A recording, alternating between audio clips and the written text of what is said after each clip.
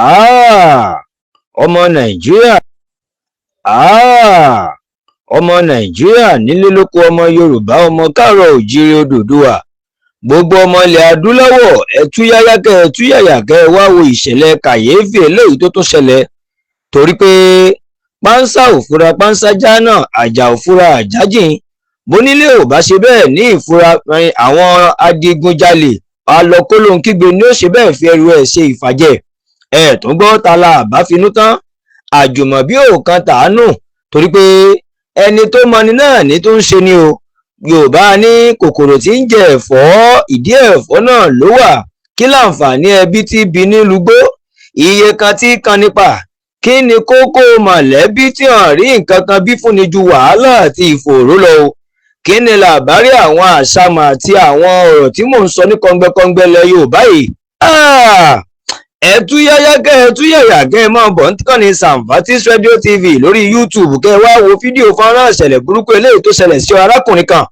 ọmọ bíbí orílẹ̀-èdè Nàìjíríà àmọ́ tó ti gbé orílẹ̀-èdè South Africa láti bí ọdún 23 years of age tí dẹ̀ ń ṣe bẹ́ẹ̀ fi owó ránṣẹ́ sílé fún àwọn mọ̀lẹ́bí wípé ẹ bá ń kọ́lé aláràǹbarà ilé tẹ́nìkan ò tí ì kọ́ irú ẹ̀ rí ẹ bá ń ra ọkọ̀ dúkìá ẹ ra gbogbo ẹ̀ lẹ̀ fún mi torí pé ilé làbọ̀ sinmi oko bí n bá ti àjòdè dandan ni kí n fàbọ̀ sílé ìǹdẹ̀ wá ní máa sun lẹ́lẹ̀ ní máa sun títì kiri kàkà kí àwọn mọ̀lẹ́bí ó kọ́ ilé ní owó tọmọkùnrin fi ránṣẹ́ ṣíṣe ni wọ́n ń pa owó ọ̀hún tí wọ́n ń ná tiwọn o bá bá ti gbà á lọ́wọ́ ẹ̀ wọ́n á pín in láàrin ara wọn ẹ̀gbọ́n bá a dájọ́ ọjọ́ apé bá a dóṣooṣù àkò Yorùbá ní ọjọ́ gbogbo ní ti ọ̀fọ́n ọjọ́ kan báyìí ní ti ónà o níbẹ̀ ni ọ̀rọ̀ ti wá búrẹ́kẹ́ tó ti bẹ́yìn yọ tọ́rọ̀ ti wá di bọ́ọ̀lù ọ̀yà mi ti pẹ́ ń ti ràn tó ti di fàáfàá já níbẹ̀ kí ni kókó làbárí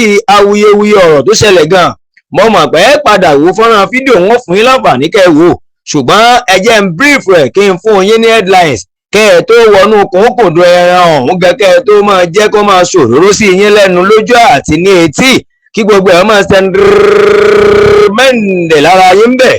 ẹ gbọ́ ṣé ẹ rí ọmọkùnrin ọ̀hún nígbà tó ń wò pé àsìkò ilé tó lẹ́yìn ọdún 23 tó ti wà lókè òkun ẹ jẹ́ ń lọlé kí n lọ tiẹ̀ fara sinmi díẹ̀ kí n wo tí àwọn mọ̀lẹ́bí mi bá mi ṣe ìgbò ó dé ó ní ọjọ́ kìíní ọjọ́ kejì nílé ìtura ilé yìí tó fi ìkàlẹ̀ sí wọ́n ní ilé ìtura yìí gangan tí ọmọkùnrin yìí fi ìkàlẹ̀ sí wọ́n ní ìlú Ìbàdàn náà nílé ìtura wọ́n sọ pé Ìbàdàn ní gbogbo nǹkan yìí ti ṣẹlẹ̀ wọ́n ní láìpẹ́ láì jẹ̀nà ló bi wọ́n pé ẹ̀yin mọ̀lẹ́bí ilé tẹ́ ẹ bá ń kọ́dà àwọn dúkìá tí mo ní kẹ́ ẹ bá ń ràdà gbogbo nǹkan tí mo sáìndì owó ẹ̀ láti ọdún ìtẹ́ ń bá mi ṣe tẹ́ ń fi fọ́nrán fídíò ẹ̀ ránṣẹ́ sí mi àti fọ́tò dà wọ́n ní làwọn aráabí bá ń wora wọn àṣé wọ́n ti mọ tán fẹ́ ṣe ẹ̀jẹ̀ kí ni nẹ́sìn ìgbésẹ̀ tó kàn tán fẹ́ ṣe fọ́mọkùnrin ìgbésẹ̀ tó mọ̀ gbẹnu tán ni ìgbésẹ̀ ńlá náà mọ̀ gbé bámbá tiẹ̀ láwọn ò bọ ọkọ́lé àwọn ti náwó èbí yóò hànra kú ọkọ yóò padà sí bí ó ti wá yóò ti mọ̀ wípé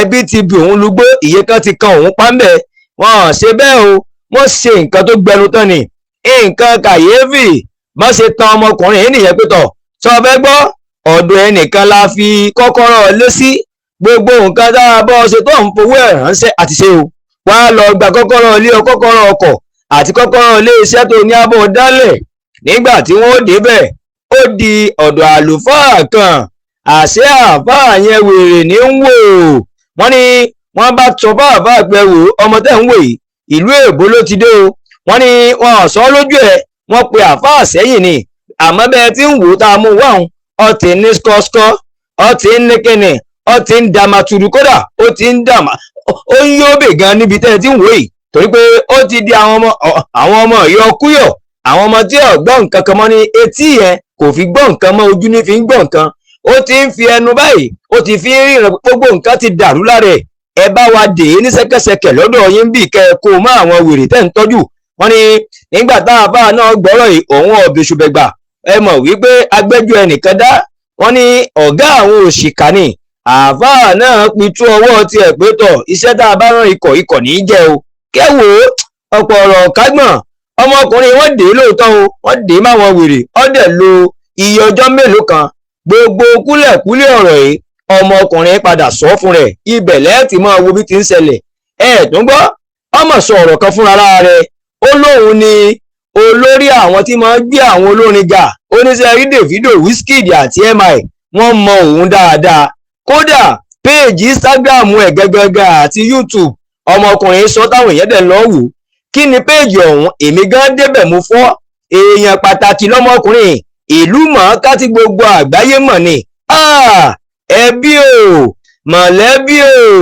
bọ́ọ̀bá lẹ́bí tí ń ṣe bálabàla ọ̀rẹ́ á jẹ́ wípé ọlọ́run kan pé ó tara kíni ó tara àwọn tí ẹ̀jọ́ ọmọra rílà nìyẹn ṣe dúró bí igi àràbà fúnra rẹ̀ nínú igbó kọ́ wà kọ́ rìnrìn àjò ayé rẹ̀ fún rẹ̀ ẹ wò ọ̀pọ̀ ọ̀rọ̀ kágbọ̀n ẹ̀jẹ̀ ń ṣẹ́ mi mu Àbídèmí Yusuf náà lórúkọ mi kò yí padà èmi gángan ní ọmọ sọkùrọ̀ ọ̀rọ̀ kó gbóhùn lé ọmọ onípò bẹ́ẹ̀ ní ìjọba èmi ni Mufasa èmi náà ni Alexander Lẹ́ẹ̀bù ó kọ̀wé ní ìfẹ́ jẹ́ tán badi asílẹ̀ ńkọ́ èmi yìí náà ń farayọ́là ẹ máa jẹ́ ń ṣe báyìí ẹ túyáyá ẹ máa bọ̀ lórí Sambatis Radio TV ní YouTube ẹ wá wo fọ́nrán fídíò bí ọmọkùnrin ṣe rí ẹ wò chain ṣẹ́kẹ́ṣẹkẹ̀ lọ́wọ́ ẹ̀ kódà àpá kan ń bẹ lẹ́nu ẹ̀ kí ló ṣẹlẹ̀ kí lára wọn ṣe fún gbogbo ẹnu ẹ̀ lẹ́ẹ̀ ti gbọ́ wọ́n ti gba àwọn nǹkan kan lára ẹ̀ tó ní òun ò pé mọ́ o kí ni wọ́n gbà lára ọmọkùnrin Sambatis Radio TV ó lè gbé yín débẹ̀ gangan ẹ kú kalẹ̀. I based in South Africa with Cape Town.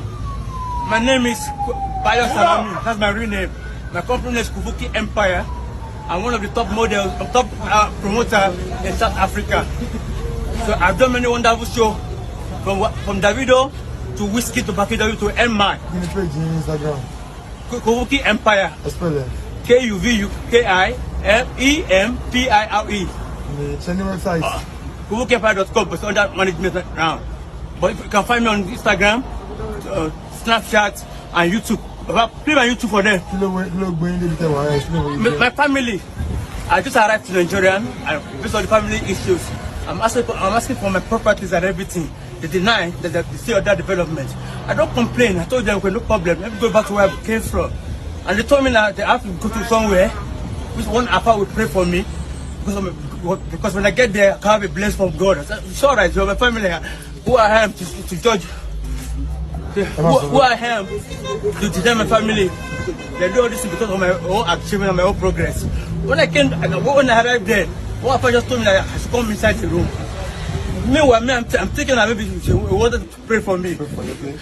So suddenly, he just pushed me inside one room. Now, I saw some people there that are there for like 6 months, 1 year. And their living condition is very terrible. Okay. I was like, what am I doing here? So, throughout the day... So when did you get here to the apartment? I'm going to 17 days now. 17 days? Yeah. So how have you been feeling yourself? My family, sometimes they deliver for twice in a day. And the living condition there is very terrible. I wish everybody can go there right now to go and confirm the living condition. Why do you think there? I don't understand, except because I'm smoking cigarettes. If I went to Dubai, they don't drink alcohol. There's no cigarette in Dubai. It's a Quran or Bible. There's no fast. I get cigarettes. Definitely. I'm not a drunkard. I just want to check my page on my Instagram. What I've done for any industry, the Nigerian industry. See the way I look like now. See the way I look like I'm homeless. I'm not insane. So what happened today? Today, I don't know, those guys have already planned something today. I'm like it did yesterday, I'm new to them.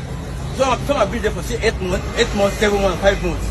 So then, because they're living like anarchists. Like we are the leaders of the house, the boss of the house. Okay. Sometimes they bring food for me. They collect food from my hand. My sister bought mats for me.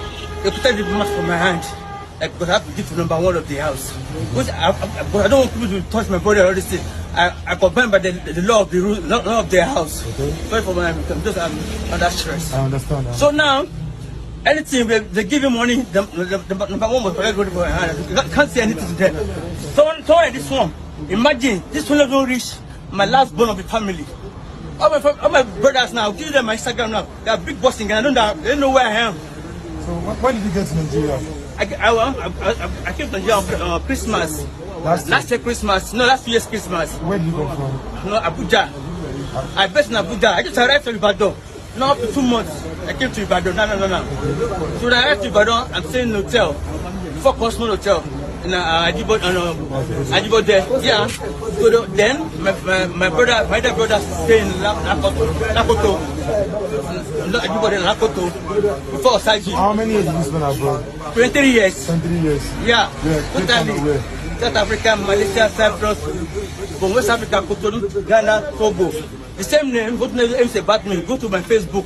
All my generation of my life from 16 years old to today. Yeah, bang bop pekele. Yeah, bang bop pekele. Yeah, bang bop pekele. Yeah, bang bop pekele. Ẹ má yà sọ́tún, ẹ má yà sósì. Ẹ má yà sọ́tún, ẹ má yà sósì. Ẹ má yà sọ́tún, ẹ má yà sósì. Ẹ má yà sọ́tún, ẹ má yà sósì. Sanfatis ní ẹ jẹ́ ká lọ. Sanfatis ní ẹ jẹ́ ká lọ. Sanfatis ní ẹ jẹ́ ká lọ. Sanfatis ní ẹ jẹ́ ká lọ. Ó yá o, ẹ bá wa dòwò pọ̀ kájọ ṣoríire. Ó yá o, ẹ bá wa dòwò pọ̀ kájọ ṣoríire. Ó yá o, ẹ bá wa dòwò pọ̀ kájọ ṣoríire. Ó yá o, ẹ bá wa dòwò pọ̀ kájọ ṣoríire. ní Sanfatis FM ọmọ alájẹ ni wá gbogbo ìran káràkátà tó ń ṣòwò gbogbo fílílẹ̀ yìí tà ní tàbílẹ̀ oúnjẹ aṣọ tàbí ìwé ewébẹ̀ ẹran kódà bó jẹ́ pọ̀nmọ́ kàn sí wa ní Sanfatis FM lónìí lágbóhùn tẹ́ǹtà fàyè gbọ́ ẹ̀kúnrẹ́rẹ́ àlàyé síwájú sí i ẹ pè tàbí kẹ́ WhatsApp +447 946 212 160 Sanfatis FM òkè láyé tí wá.